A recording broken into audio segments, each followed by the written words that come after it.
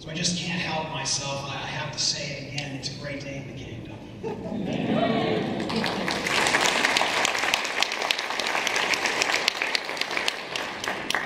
Last October, our two conventions made a bold decision to set into motion a partnership between two dioceses that has led us and will lead us on quite a new adventure.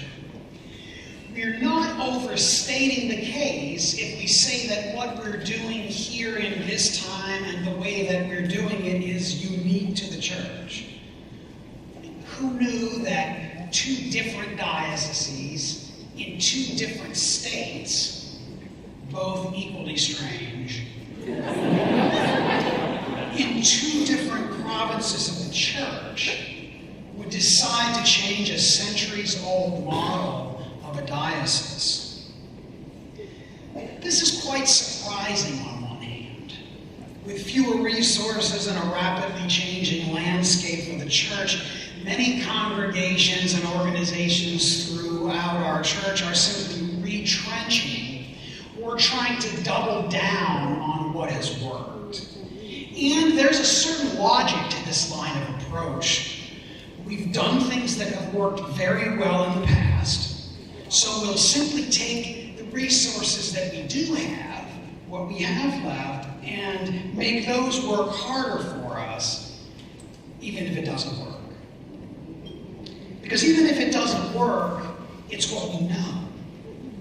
And besides, there is no real incentive, at least no extrinsic incentive, to go off-road. No real reward, and there's certainly no political incentive. But think about the situation that we face as a church. The Episcopal Church claims a membership of 1.2 million people, about 600,000 of whom attend church on Sunday morning. And overall, our human and financial resources are contracting. We all know that. And for some time, the whole operation has been floating on fewer people giving more money or expending more of their resources for the church. As the world around us is changing, though, and the landscape is ever evolving faster than ever before, our spiritual landscape in the midst of all of this is nearly unrecognizable. Think about, for the example, the ubiquitous use of mindfulness on telephone, on mobile phones, of yoga, of people spending time in quiet and craving that space in a noisy world.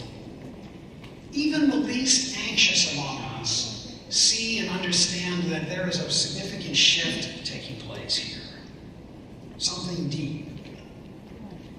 But instead of clamoring for adaptation and for shift, our instinct in the church is just to retread and try to work hard on what we know. And we do this even if we can see that it doesn't work particularly well. And there is no governance body, no one person, no think tank, no research and development group that's pushing us to make deep change that seems like it might be worth our while. There are plenty of critics, though, that look at a project like this one and talk about how they're glad they're not in that situation.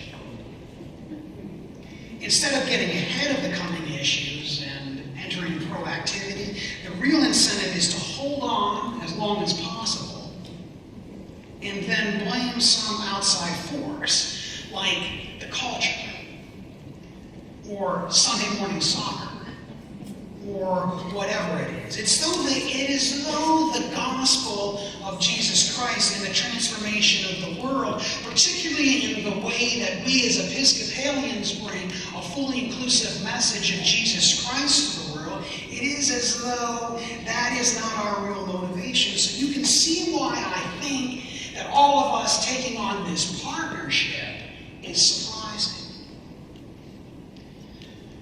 On the other hand, though, this is not surprising at all.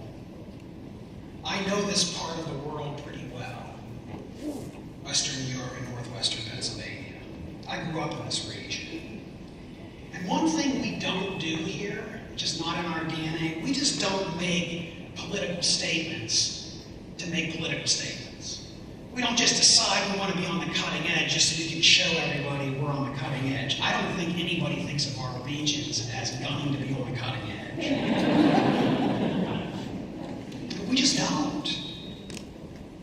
We don't know anything about that way of thinking. We do know sometimes about being left out or forgotten, or dealing with difficult realities, or taking the difficult realities that we've faced, particularly over the last 30 years, and leveraging them into a future.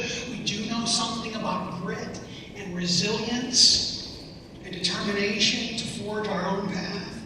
So who should be surprised that we, in our two regions, have just decided to break the mold and do what we think needs to happen for the sake of the gospel of Jesus Christ?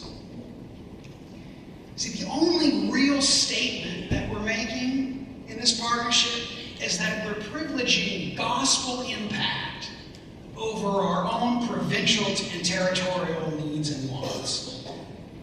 So we've offered a loud and clear answer, I believe, to one of the critical and guiding questions that's before us as a church and as a partnership, which is this: will our decisions be guided what will best serve God's mission and make the most powerful gospel impact, or will we be guided only by what we would prefer?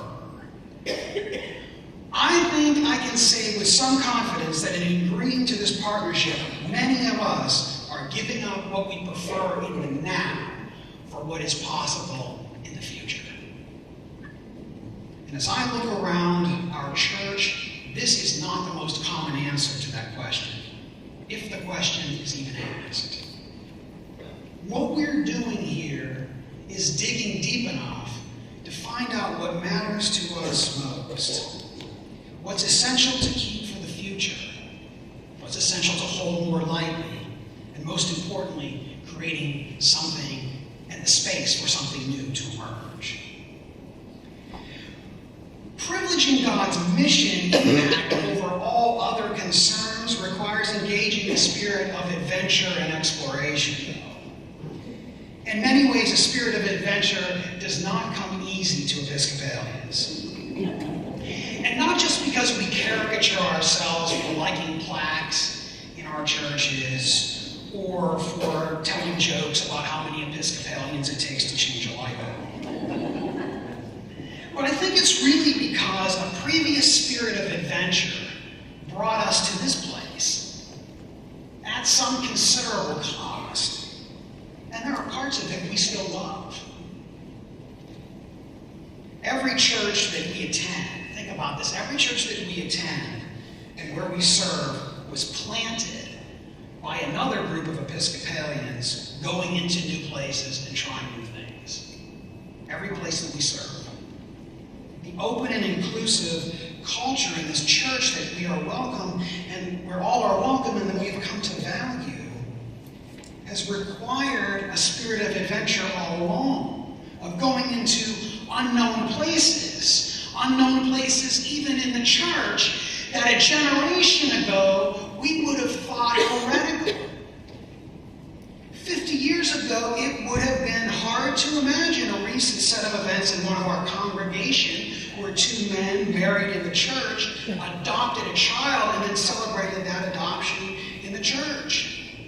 Or having a year like last year where more women than men were elected as bishops of the Episcopal Church.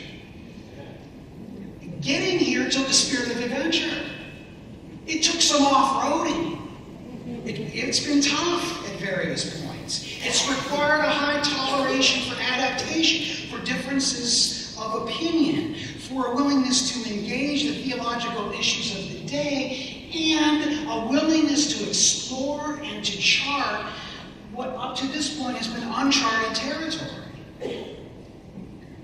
And one of the ways that this happens, this willingness to enter something new, like what we're doing here, one of the ways this happens is when the elders of the church, the scripture describes as the ones who dream dreams, take all of their collective wisdom and bless a new path for the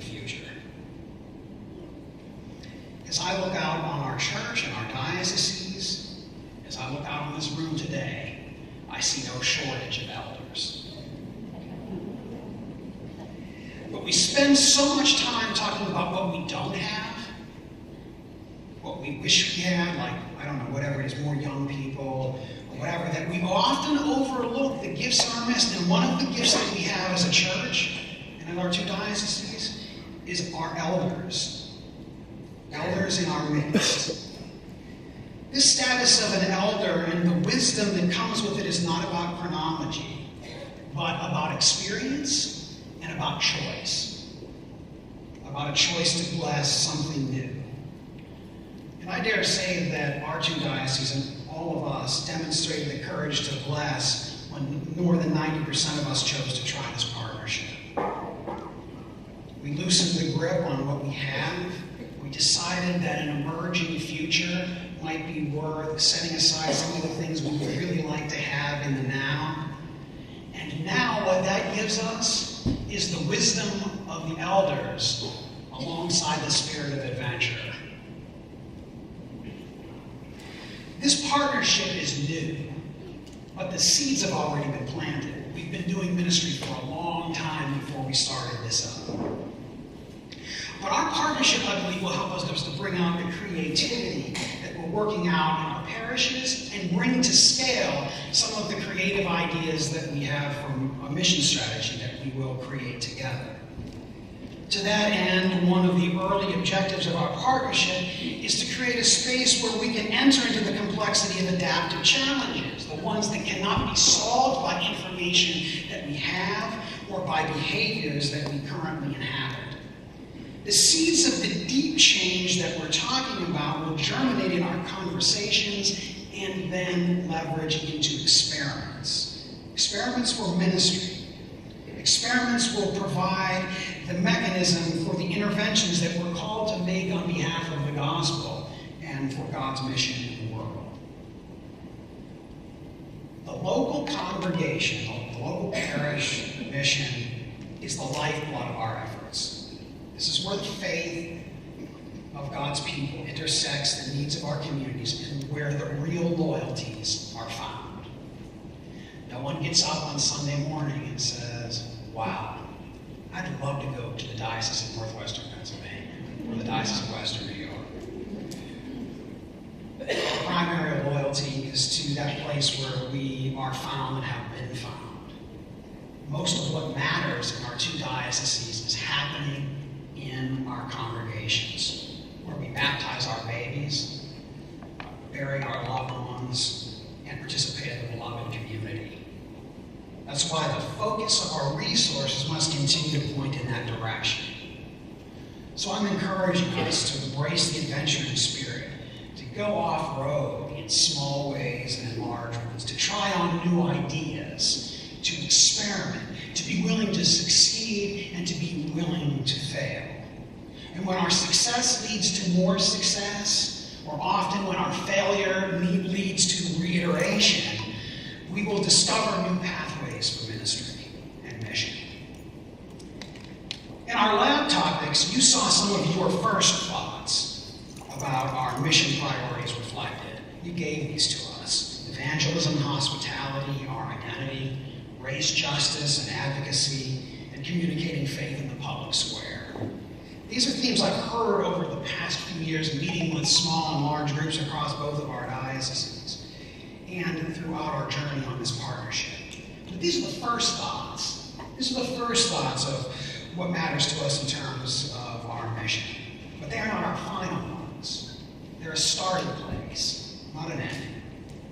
Our work will continue to follow the convention with more conversations, 5 conversations, particularly across Advent, for which I will be present across our two dioceses, where anyone and everyone is invited to participate. Canon Ruth Woodliff Stanley, our Canon for Strategic Change for our partnership, will facilitate these meetings, assisted by a small team of folks from both dioceses, thinking about what matters to us. And this will give us a preliminary map, a way to think about the future, a place to start, and as a few areas of focus, so that as we move and our conversations and processes continue throughout 2020, we will be able to arrive at a strategy that is both financial and a mission strategy. strategies that will be separate as two dioceses and together where appropriate.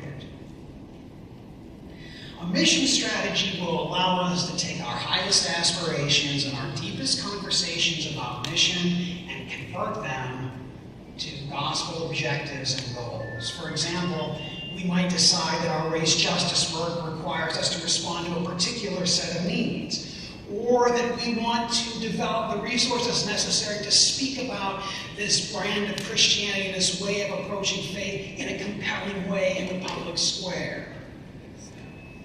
Then we can take our considerable financial resources and direct them toward those strategies. This means that what we fund is what we corporately decide is important and what are our mission strategies. Not what the bishop alone wants, or either diocesan council or trustees given its membership in a current year. But all of this requires us playing the long game. To change our lodestar from just enough to get by to forging new paths.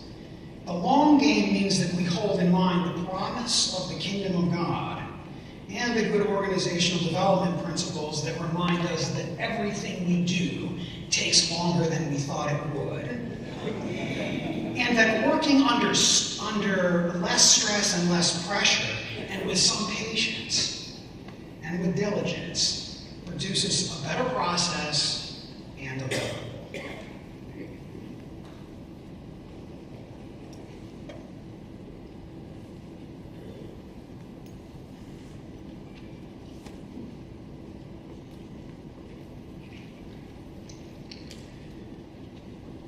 Few others are taking on mission in this way. We're charting the territory. We're creating the map. And one of the gifts of this process is that we do not have a predetermined outcome. There is only one agenda: to transform the world by the gospel